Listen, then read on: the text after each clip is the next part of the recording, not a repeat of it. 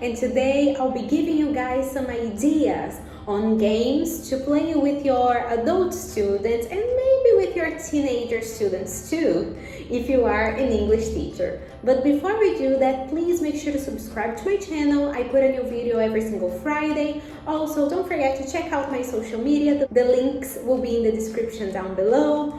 Especially my Instagram and my TikTok. I'm very active there, especially on my Instagram. So whether you are a student or a teacher, please make sure to check out my Instagram. And if you are an English teacher, don't forget to check out my course, BD Material, for more techniques and ideas and games and activities and the whole shebang. My course is called BD Material and it is for English teachers, and the link will also be in the description down below.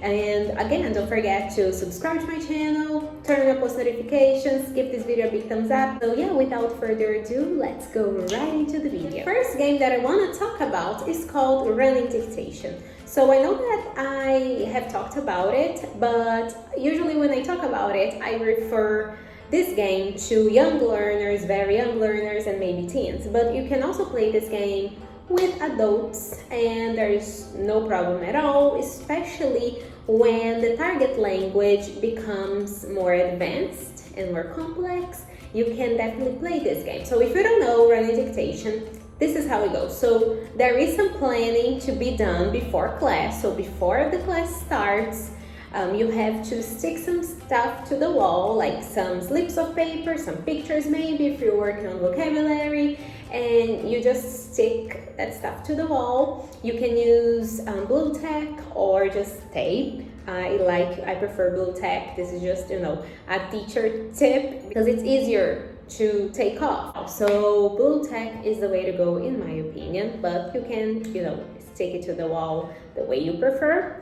So you do that and you teach the class, and when it's time to play the game, you ask the students to go outside, and so you obviously tell them one at a time to go outside and pick up what they have to pick up. So for example, if you're working on vocabulary and you put some pictures of food on the wall, you tell them to go and pick up a carrot, go and pick up lettuce, go and pick up a tomato. So they have to go there and recognize. So it's a great recognition activity.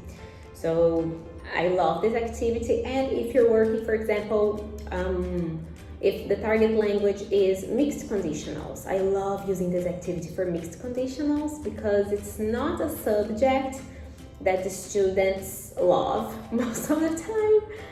And to be completely honest, it is a little annoying to teach and to learn.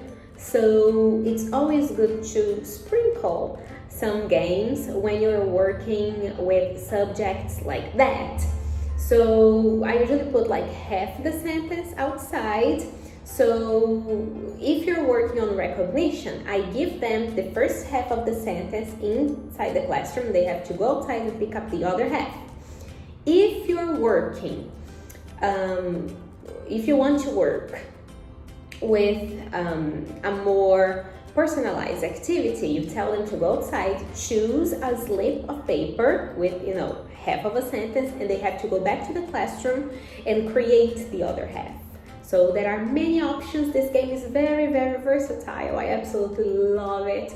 And it's great for every single age group, and it is just an amazing game, and I hope you guys enjoy this game.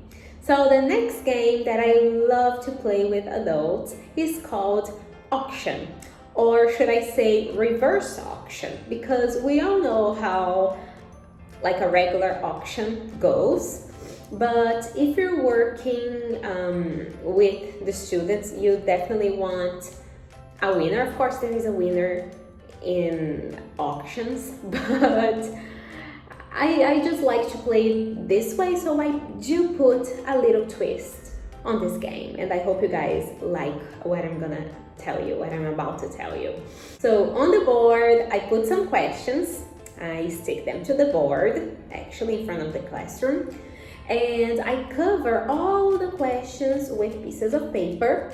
And in front of each piece of paper, there is an amount of money, like $30, $50, $100. And the sentences are more expensive, or should I say more valuable, if they have harder questions or harder sentences, depending on what you're working on with your students. It always depends on the target language. So I do put that on the board, and the students know that. So I tell them the level of difficulty increases according to the price. So if the sentence is more valuable, obviously the question or the sentence will be harder, and they understand that. This is how the game goes. So I tell them to choose a prize or a letter. I obviously put numbers or letters on each question, and they say, okay, I want letter C. And let's say that letter C is worth $50. So $50 is usually not expensive and not cheap. So it's pretty it's a good amount of money. So if they get that question right, if they answer the question right, or if they complete the sentence, if they do what they're supposed to do correctly, they get $50. So this is why it's called reverse auction. So they get $50. Obviously they don't get real money. I'm not gonna pay them for that. So they don't get real money. So this is just for them to, it's like points. It's as if they were receiving points for getting the question right. So they answer the question. If it's correct, they get the money, the fake money. And they do that. So in the end of the game, the person who has the most amount of money wins. And if they don't answer the question correctly, they don't get the money.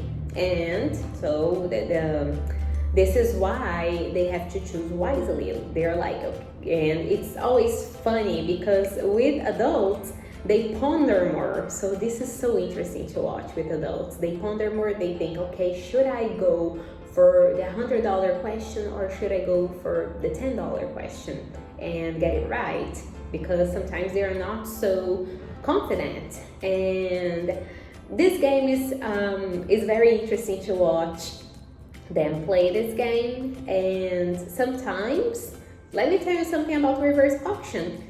Sometimes the underdog comes out on top. That's what I have to say about this game, because sometimes it doesn't go the way you think it was gonna go, and it's pretty interesting to watch. So I think it's a game that really engages adults. So I really, really recommend reverse auction. I don't know if I should be calling reverse auction. So if you have a better name, please leave in the comments below, because I would love to know your suggestions for this game, because of course it's not auction, so maybe reverse auction is not really a good name for that. So let me know in the comments. And last but definitely not least, one of my favorite games, one of my go-to games that requires zero preparation, that can last for 20 minutes or for 3 minutes, the most versatile game to ever exist, in my opinion, is guessing game. And this guessing game, because obviously not all guessing games require no preparation. So this guessing game, this particular guessing game, you can play again with children, with teens, and adults. So this is how it goes. So if you're working on Q&A in the classroom, this will be perfect for you. So I love this game for that. So for example, if you're working on food and the target language is there, are there, or maybe places in the city, is there a cafe in your city, in your neighborhood? Is there a school in your neighborhood? Are there parks in your neighborhood?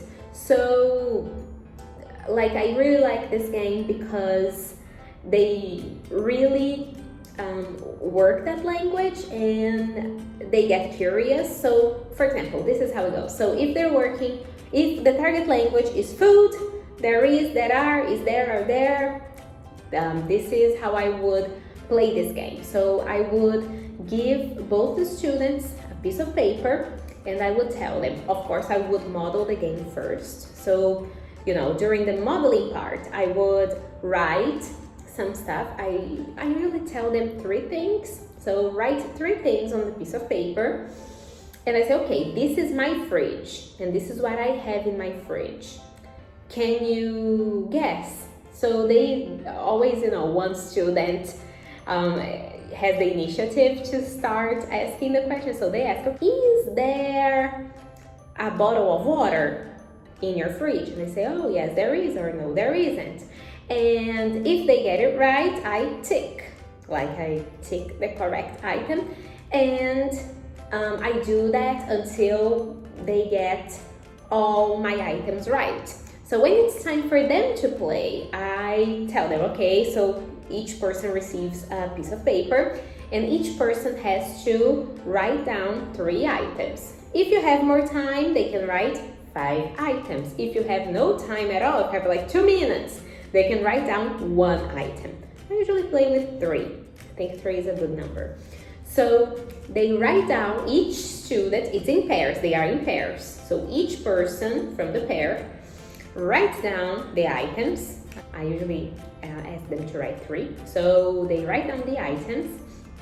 And after that, I tell them, okay, so now you have to find out what the items are. So they ask each other. And the person who guesses all the items first wins. These are my go-to games for adults. I definitely have more, so if you want a part 2, please make sure to tell me in the comments below. And again, don't forget to check out the links in the description. Don't forget to check out my Instagram, TikTok, my course video material for more tips and techniques and activities and everything else that you need to know as a teacher. And don't forget to subscribe. Send this video to the teachers that you know. If you are a student, send this video to your teachers. If you are a teacher, send this video to your colleagues. So this way, more people can actually get to use these activities. So once again, thank you guys so much for watching, and leave in the comments what other videos you guys want me to do next. And I see you next Friday for a brand new video. Bye!